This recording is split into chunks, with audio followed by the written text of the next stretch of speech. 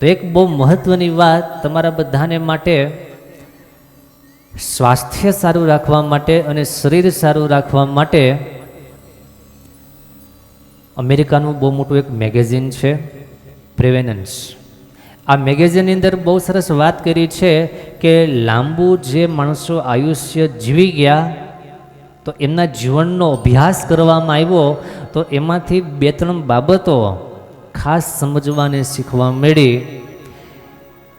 જે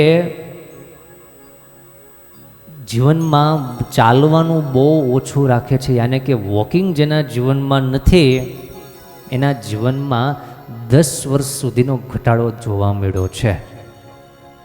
ડેનમાર્કના કોપનહેગન યુનિવર્સિટીમાં એક અભ્યાસ કરવામાં આવ્યો અને એ અભ્યાસમાં એવું સમજવા મળ્યું કે પગની જેટલી નિષ્ક્રિયતા હોય, પગની નિષ્ક્રિયતા એટલે શું? કોઈને લાત મારવી એમ નહીં, પણ ચાલવામાં જેને વધારેમાં વધારે આળસ હોય અને ડેઈલી દરરોજ 10,000 સ્ટેપ જેને ચાલવાનું રહેતું નથી એના જીવનમાં વૃદ્ધાવસ્થા 20-30 વર્ષ વહેલી આવી જાય છે. એના પગ, કારણ કે શરીરમાં જેટલા કાંઈ સ્નાયુ છે, સાંધાઓ છે, હાડકાઓ છે, એમાં 50% બે પગમાં પરમાત્માએ સેટ કરેલા છે. તો ચાલવાનું જેટલું સારું હશે, દરરોજ 10,000 પગલાં દરરોજ ચાલે, 70% ઉર્જા એમાંથી જ માણસને પ્રાપ્ત થઈ જાય છે. તો ઘણી બધી તકલીફોથી અને બીમારીથી માણસ બચી શકે છે.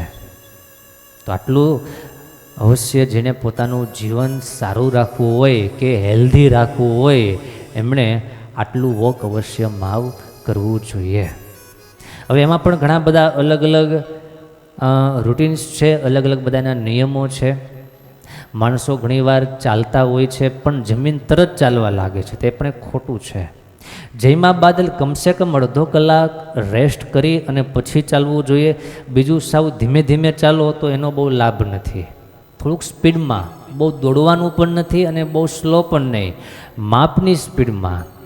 ત્રીજું, શહેરમાં રહેનારા છીએ તો શહેરમાં વોકિંગ દરમિયાન આજુબાજુમાં રોડ હોય, રોડ ઉપર કેટલાય વાહનોની અવરજવર થતી હોય, એના ધુવાડાઓ, એટલી મોટી સંખ્યામાં પ્રદૂષણો, અને પ્રદૂષણની વચ્ચે આપણે વોકિંગ કરીએ છીએ તો એ ઘણું બધું નુકસાન કરતાને જોખમકારી છે.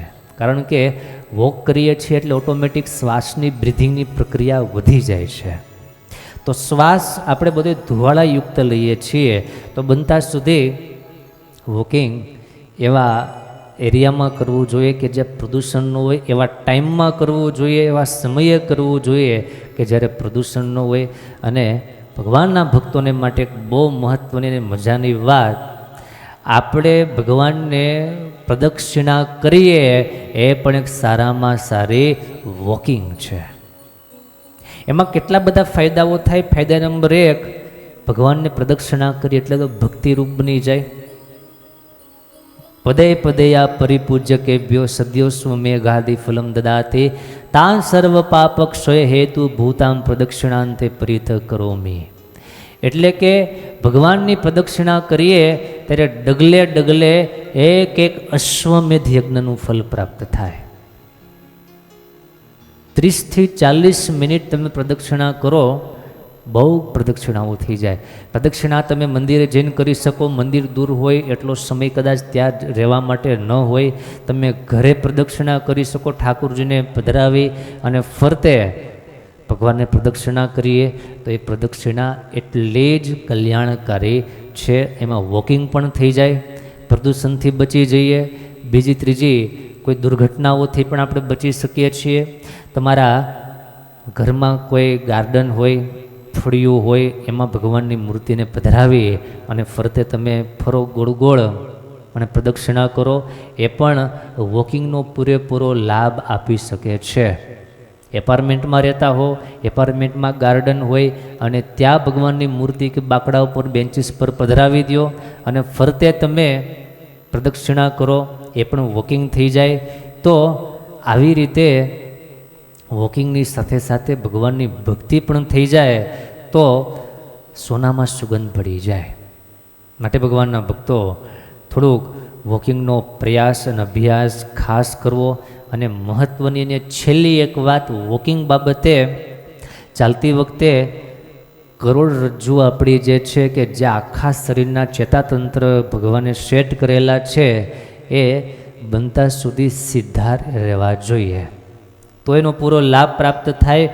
વળી ગયેલી પીઠ સાથે ચાલીએ તો એના નુકસાન પણ ઘણા બધા છે.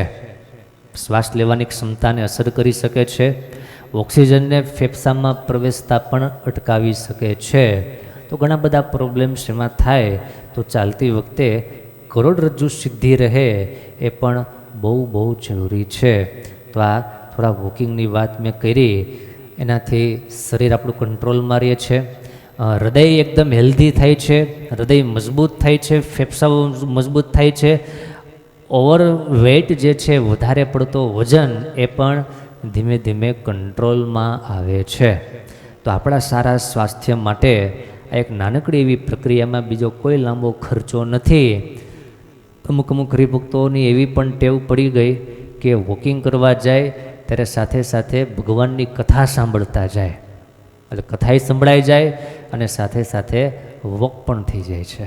પહેલાંના સમયમાં જ્યારે વાહનો નહોતા ત્યારે માણસોને સહેજે સહેજે વોકિંગ થઈ જતી. તમે જુઓ, માંદા ઓછા પડતા. ડગલે ને પગલે આપણે જે ગોળીઓ ગળવી પડે છે એને બહુ પ્રોબ્લેમ નહોતા, કારણ કે વોકિંગ બહુ સારી હતી.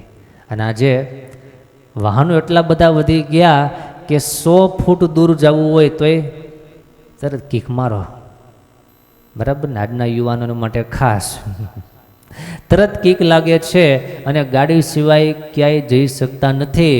ત્યારે આ બાબત ખાસ એમાં સમજવા જેવી, શીખવા જેવી. અમુક એવા કે કામકાજ હોય ત્યારે ગાડી દોડાવે અને પછી પાછા વોકિંગ માટે દોડે. એટલે આ પણ એક બુદ્ધિમાની ભરેલું પગલું કહેવાય નહીં. આપણે આપણા રૂટિનના કામકાજમાં થોડીક દોડધામ કરીએ, થોડી વોકિંગ કરી લઈએ, એ પણ વોકિંગનો જ એક ભાગ છે. એનાથી પ્રદૂષણ ઘટશે, વાહનનો ખોટો દુરુપયોગ ટળશે અને આર્થિક અને આપણી શારીરિક બેય ઉન્નતિ એમાંથી થઈ શકે.